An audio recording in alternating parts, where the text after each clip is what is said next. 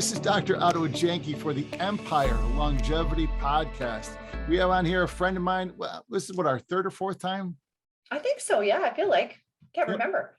This is my friend Brandi MacDonald, who is from where? Edmonton, Alberta, Canada. I know it's a booming metropolis, but it's bigger than the city I'm in. And when we talk about the Empire Longevity, we talk about the four aspects of the pyramid of health, which are the mental, emotional aspects, the rocket fuel, the motion, and then the optimized nervous system. And I love stories of where people make the hero story, where they've gone from not great to being fantastic and moving just way forward and progressing dramatically forward in their own health and their own life. Brandi is the epitome of this. And so here's my friend, Brandi MacDonald. Thank you, Otto. So where do you want me to start? In grade one? No, just kidding. Let's start with this. Let's start years ago with your story, or is always, this is a big story. What was your mindset like, Brandi, before? What was your mindset like? Well, I would only be able to describe this now in retrospect. So I would say my mindset in my 20s, so that's sort of when I can recall really putting a lot of this together, was that I was always going to be the sick kid, sick young woman, and I probably wouldn't live past 40 without dialysis. So that was my mindset. That was the logical part of my mind, the telling my body that my history was about to become my destiny. So that was my mindset in my early 20s. And so first of all, how old are you now? I'm 49. Blew past that 50. marker. Hey, yeah, blew past it. 9 years. I'm gunning for 50. I'll be 50 next year, will be 2023. I'll be 50. I'm turning 60 this year. Oh, big one. So I have two big ones this year. One is my 30 year in practice is next month. And then my 60th birthday party is in November, and you're invited. I would love to come. Now, question for your listeners, you graduated from Palmer College, correct? Palmer College of Chiropractic in Davenport, Iowa. My husband is a Forum University. Nice. My husband is a 25-year grad of Palmer this year. Will you be there in September for the 125th? I actually will be. Great news and bad news about that is, great news is I'm meeting a whole bunch of my classmates there. Bad news is we've had a handful of our classmates pass over this last 2 years, and we decided to meet again because it's also our 30th. Excellent. Well, we'll celebrate your 60th, your 30th, Dawn's 25th, all in Palmer, because we'll be there as well. We got to take notes. Hey, absolutely. My history is not my destiny. Absolutely. That's going to be the title of this when we publish it. Fantastic. So we had a woman who had you were predestined mentally to think that this is just going to be a shitstorm at best. And were you mentally, emotionally packing your bags? In retrospect, I would say yes, by virtue of how you behave when you have that mental mindset. So was I predestined mentally and emotionally? I would say I was predestined environmentally first by my upbringing. And so I was an adopted kid. I was in foster care. My start to life wasn't that great, which means my probably prenatal care wasn't that great. So really, I think today in the world that we understand, the way that a conception happens and then the ongoing months after will really critically determine what happens for somebody's overall health for their lifetime. And that understanding, I think, is just so critical today. I, of course, wouldn't have known that then, nor did my adoptive parents know that, but the start to life was not that ideal for me, nor were those first few years upcoming. And so really from the best my parents understood to what I understood environmentally and my learning process, then I would have checked out in my 20s behaviorally, meaning like, if you sort of believe that there's no destiny for you beyond what you've only experienced physically, then you really do make different physical decisions as it relates to your health. Yeah. So it's sort of all kind of messily combined together. What was your what was your best foods or worst foods when you're growing up? What was your eating like then? Well, I'm going to tell you a couple ironic things about nutrition, I grew up on a ranch in Canada. My parents are cattle ranchers. So if you were to imagine the world of kids in those days, I moved a lot. My parents never bought fast food. I never had pop. I never had chips. We ate 3 times a day. 3 square meals a day was the rancher lifestyle that I grew up with. So one would think, and I will probably get into this when we talk about an optimized nerve system and also the capacity of the nervous system to interpret food. One would think if I were to look at my nutrition in those days, there would be no reason why I would be experiencing some of the symptomatology and trips to the medical doctors that I had, because my nutrition as a standalone would not have been the thing that would have stood out for anybody at all. And so we have the mental emotional, we have the rocket fuel, we have the motion. What was your nervous system like at that time? Well, one would not know because I never got checked by somebody who would understand that. In retrospect, I can only guess based on what my nervous system felt like into my mid-20s, the first time I actually did get checked. It would have been patterns. Our nervous system is a learning system. And when it's developing, particularly when we're really young, it gets patterned based on our experiences of life. Yes. And that pattern really will determine our longevity and also our health at hand. So my nervous system in that time was patterned in what we would call almost a sympathetic overdrive response, where a little child believes most of the time, that's not logical, it's not a mindset, this is a neurological pattern, believes that there's not a lot of safety in her environment, there's not a lot of safety in her body. So what that means is we need to now get ready for something. The nervous system is always ready. So as a child, if your nervous system is patterned for this, we call it the ready position, it's going to sacrifice a lot of the things in that system that it feels like it doesn't need, because it needs a lot of energy to be ready. So you don't really need a lot of energy for digestion. Take that away. You don't need a lot of energy to run some of the end organs. Take that away. Don't need a lot of energy for overall immunity. Take that away, because in the moment, you need to be fast, you need to be ready, you need to be on your feet, you need to have a lot of blood flow to your extremities. And again, you're just ready. So I would say in that period of time, I was really patterned in a sympathetic state of readiness, even though the environment appeared to be safe. You would never know it if you came to my house. I was eating okay, but my nervous system was not in a state in which it was interpreting food, my environment, my relationships in a very clear and present way. Awesome. Well, not great stuff, but it's great that you look back at that and say, this is where I was. Okay, this is the big step. You meet a not real doctor. Absolutely.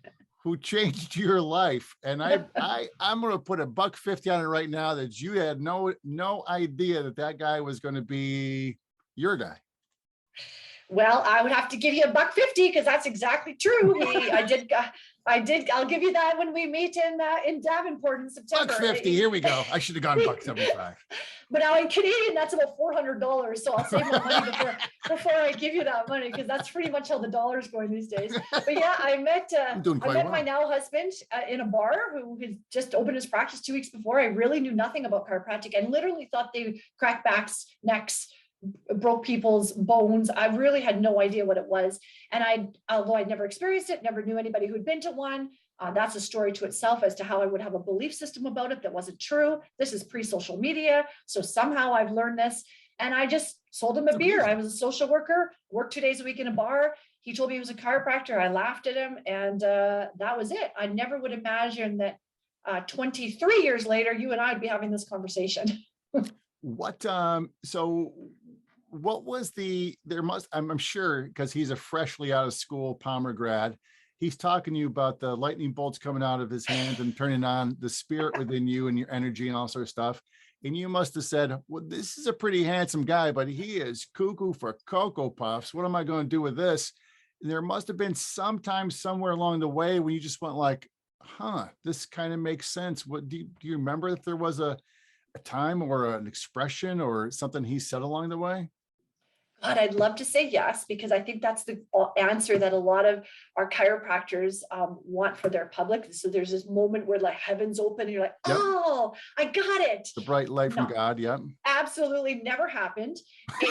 In fact, I feel like it was such a slow progression. So, if you're listening to this and you're feeling like, God, this is taking a long time and I'm not really like, it took a long time for me to really understand what today I understand about my health. And honestly, it was really less of an understanding and more of an unlearning. And that unlearning was really this real tough time of being curious versus judgmental about, where did I learn that?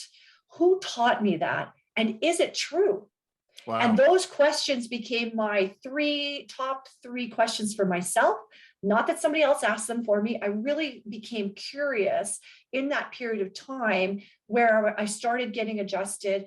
Nothing happened. My health didn't change right away. I never had any back pain, so that didn't go away. I just never really understood the fact that this thing called my back had anything to do with my life. I would have never known that.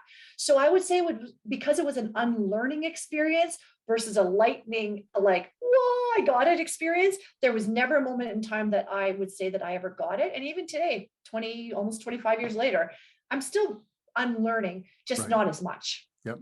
I have to say that's the vast majority of people we see in our practice also is, a preconditioning of what we thought health was, how healthy we thought we could be and for how long.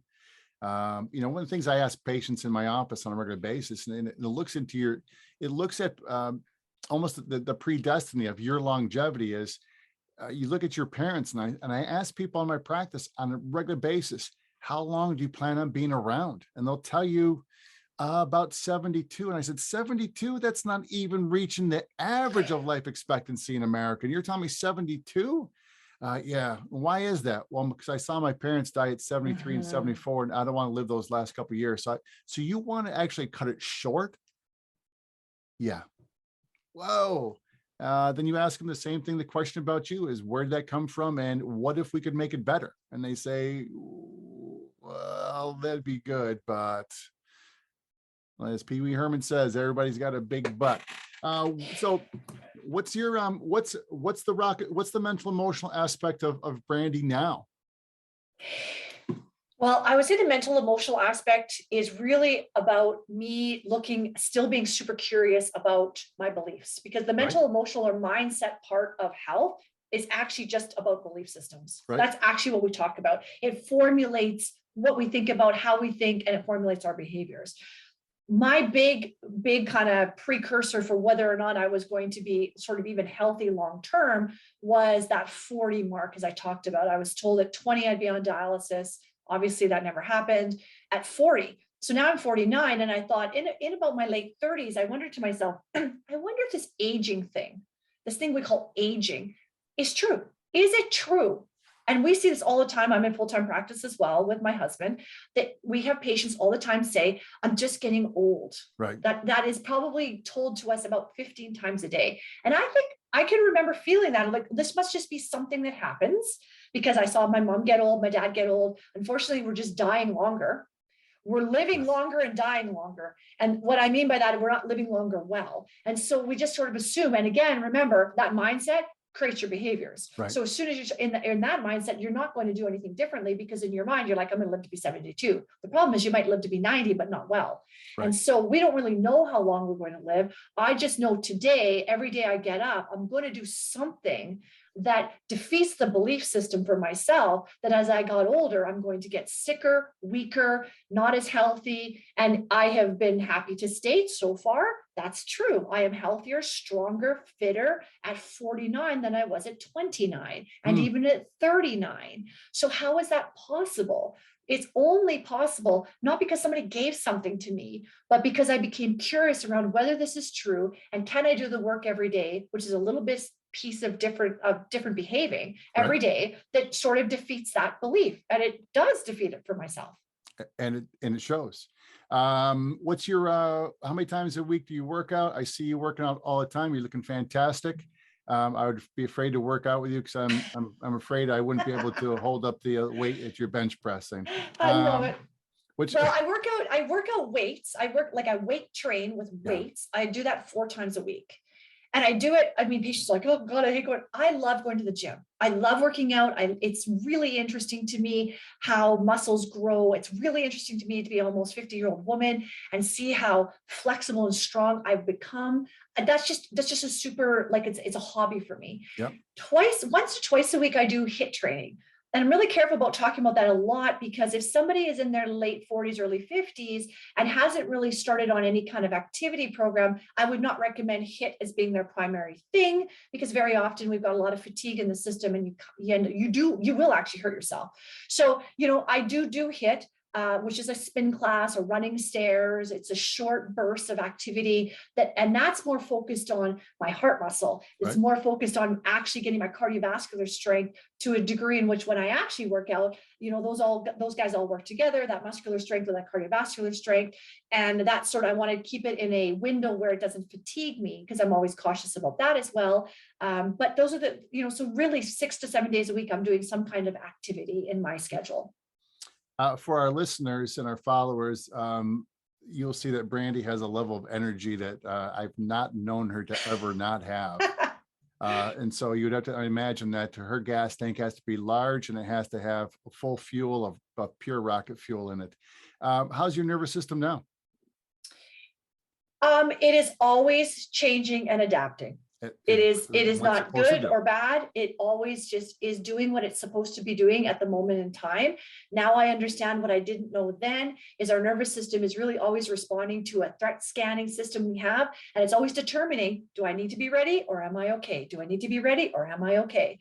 And so because like you said, I do live a high octane lifestyle. And that high octane lifestyle means I have a lot of energy, which means I need to sleep a lot. I get checked at least twice a week, if not more.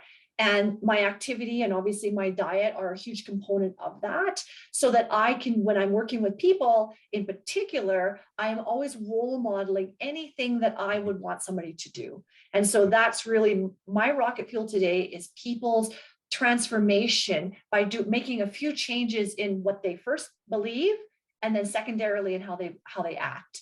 And really, the body is amazingly adaptive. Amazing. It is crazy how quickly it will actually come around and go to some state of restoration, healing, and higher adaptability if we actually put a little bit of energy into it. So that is my rocket fuel today. That's magic right there. That's magic right there. This is Brandi MacDonald, a good friend of mine from way out west in Canada.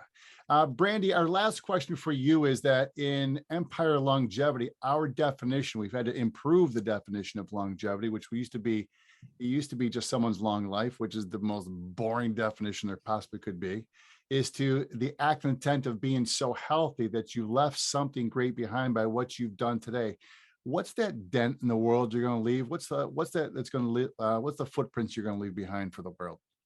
Oh, that's first of all, I love that you changed the definition. That's amazing, because I think that changes how we perceive longevity. Absolutely. From a vitality model. Absolutely. What's the dent I left in the world?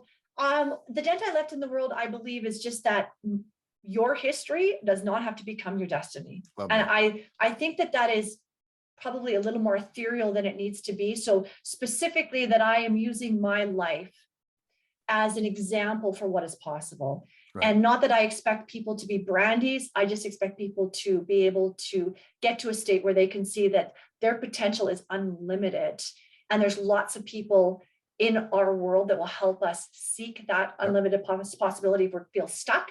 But that what I leave, that my life was a story for somebody to say, wow, like that is possible. And if I got that, I got a window of opportunity to leave that behind me, and I'm happy. That's powerful. That's powerful. You wonder how many women are out there, or young girls who could be watching this and saying, that's me. That's me. And that could be me also. That's fantastic. That's fantastic. I'm Dr. Otto Janke, and our good friend is Brandi MacDonald, all the way from our friends from the Great White North. And when does summer actually start for you guys? Well, let's see. Depends. July and August are our 2 big months. We literally, May long weekend for us, which is whenever this podcast comes out, will be like next couple weeks from now. Yep. The story here is we never plant our flowers until after May long weekend because it snows. So yeah, we if you're ever coming to Canada, feel free to stop by and see us. Just don't stay, because trust me, you're probably living in a warmer place than I live. This is Brandi MacDonald. We appreciate you so much, my friend. I look forward to seeing you in person in a couple of months. Yay. Thanks for having me. Always, always, always